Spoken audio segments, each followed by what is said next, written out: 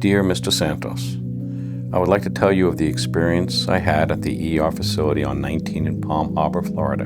I was directed there by my doctor when I called his office regarding some lightheaded experiences. When I first met the patient, he was obviously a very kind man. I got to talking with him more, and it just so happened to be the day before Thanksgiving. So I asked, if he had any Thanksgiving plans. During our conversation, she asked me if I had a big Thanksgiving planned. At this point, I broke down. My wife, the love of my life for 68 years, passed away 6 months ago.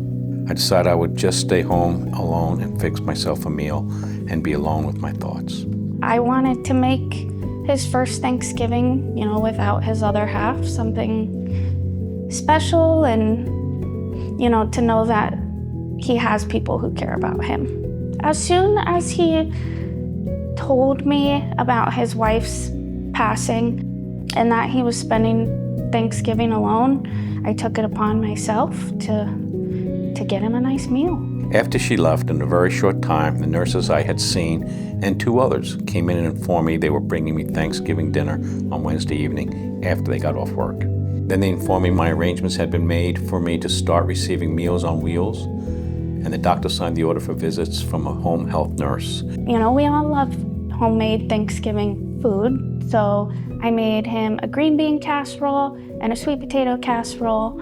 On Thanksgiving Eve, 2 of the nurses came to my home with enough prepared meals for a week, 2 pies and rolls. Included in the food was a bag of popcorn and a bag of my all-time favorite, Cracker Jacks. The nurses stayed about 20 minutes and wanted to see pictures of my great family and asked me about my wife. They each gave me a hug and told me to call them at any time.